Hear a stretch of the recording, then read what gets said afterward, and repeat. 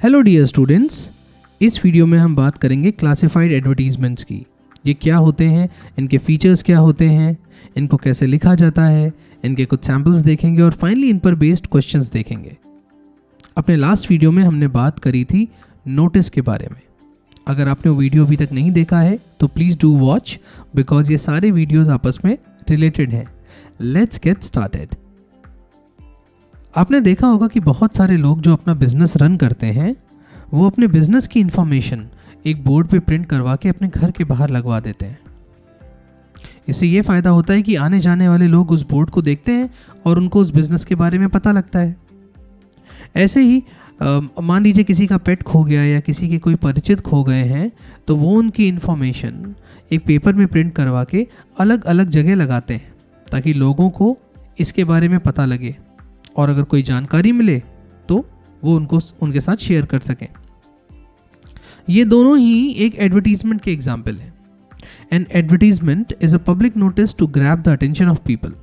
It can be used for business, sales and services, and giving information about missing persons, animals, etc. तो ये बात हुई advertisement की। अब समझते हैं कि क्लासिफाइड एडवर्टीजमेंट क्या होता है।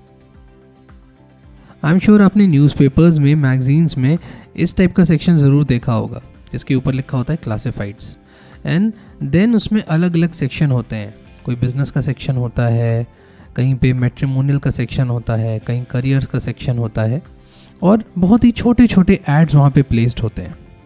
इन एड्स को ही हम लोग कहते हैं classified ads. A small advertisement that you put in a newspaper और magazine if you want to buy or sell something, employ somebody, find a flat, etc. चलिए अब इसके कुछ फीचर्स देखते हैं। It can be of multiple types. जैसा हमने देखा कि हमारा जो क्लासिफाइड सेक्शन होता है उसके अंदर अलग अलग सब सेक्शन होते हैं। मैट्रिमनी का सेक्शन, रेंट का सेक्शन, करियर्स का सेक्शन एंड सो ऑन। तो हमारे जो क्लासिफाइड एडवर्टीजमेंट्स होते हैं वो कई टाइप्स के हो सकते हैं। Then it occupies less space, क्योंकि ये एड इकोनॉमिकल होता है, पेपर्स में पब्लिश होता है, इसलिए इसको कम स्पेस मिलती है। It's language is simple. अब आप जो अपना एड प्लेस कर रहे हैं पेपर में, क्लासिफाइड एड, वो किसी के भी पास जा सकता है, राइट? तो उसकी लैंग्वेज सिंपल होनी चाहिए ताकि वो हर किसी को समझ में आए, मासेस को समझ में आए। It comprises of smaller words, क्योंकि हमको कम स्पेस मिली है और हमको अपनी बात भी पूरी रखनी है तो हमको स्मॉलर वर्ड्स का यूज़ करना पड़ेगा। तो ये कुछ फीचर्स होते हैं क्लासिफाइड एडवर्टीजमेंट्स के। अब बढ़ते हैं क्लासिफाइड एडवर्टीजमेंट्स के फॉर्मेट की तरफ। इनका फॉर्मेट बहुत सिंपल होता है। इसके दो पार्ट्स होते हैं, हेडिंग और एडवर्टीजमेंट बॉडी। हमारी हेडिंग हमारे ऐड के हिसाब से होती है। जैसे अगर कोई लापता है तो हम उसमें मिसिंग मेंशन करेंगे। अगर हमारी कार, बाइक या घर सेल के लिए है तो हम उसमें car for sale, bike for sale, home for sale etcetera लिखेंगे।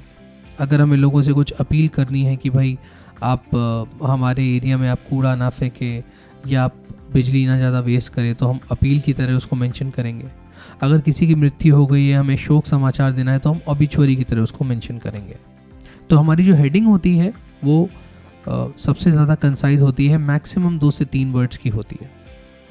एडवर्टीजमेंट बॉडी जो होती है उसमें हमारे जो मोस्ट इम्पॉर्टेंट डिटेल्स होते हैं वो मेंशन्ड होते हैं। फॉर एग्ज़ाम्पल, अगर हमें जॉब से रिलेटेड कोई ऐड पोस्ट करना है तो हम किस प्रकार का कैंडिडेट चाहते हैं, उसकी एजुकेशनल क्वालिफ़िकेशन क्या होनी चाहिए और उसकी एज मैक्सिमम कितनी होनी चाहिए, उसको कितने ईयर्स ऑफ एक्सपीरियंस होना चाहिए एंड सो ऑन। और साथ ही कॉन्टैक्ट नंबर्स की जो भी हमारा ऐड देखे वो हमसे कैसे कॉन्टैक्ट करे। तो हमारा जो क्लासिफाइड ऐड होता है उसके 2 सेक्शंस होते हैं, हेडिंग और एडवर्टीजमेंट बॉडी, और दोनों को ही हम बहुत ज़्यादा कंसाइज रखने की कोशिश करते हैं। अब बढ़ते हैं मल्टीपल चॉइस क्वेश्चंस की तरफ। Choose the correct heading for the following ad. So जब हम ऐड को पढ़ते हैं तो हमें समझ में आ जाता है कि यहाँ किसी के डेथ की बात हो रही है। The options are obituary, for sale, missing या नन। तो इसका करेक्ट आंसर है obituary, option number A. Second question, classified ads are simple, concise, short या all of the above. तो हम जानते हैं कि क्लासिफाइड एड्स जो होते हैं इनको बहुत ही कम स्पेस मिलती है पेपर में, और इनको कोई भी पढ़ सकता है, जिसके पास पेपर जाएगा या जिसके पास मैगजीन जाएगी। तो ये सिंपल होने चाहिए, कंसाइज होने चाहिए और शॉर्ट होने चाहिए। So the correct answer is option D. Read the following ad and answer the questions. Missing pet, missing a dark brown male Labrador 20 high since last Friday. Scabby is 2 years old, has white stripes, he has a hole in his left ear and a strap of black leather around his neck. Informer will be suitably rewarded. Contact PK Barisal, 57 Rajendra Park, New Delhi. The first question is whether the heading is correct or incorrect.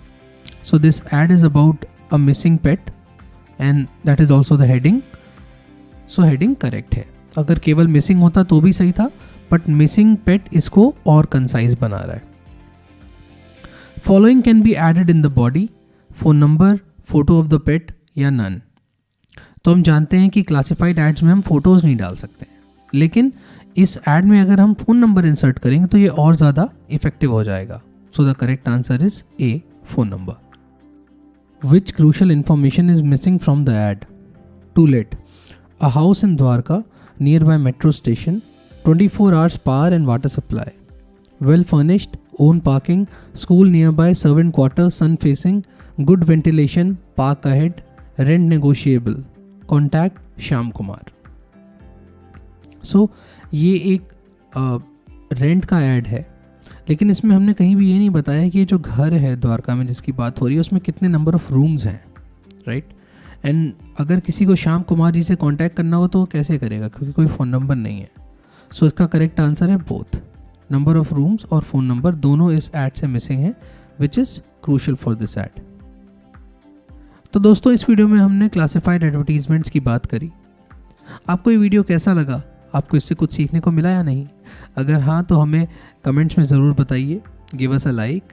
आपके जो दोस्त war front पे English के साथ लड़ाई कर रहे हैं उनके साथ इस वीडियो को ज़रूर शेयर करिए।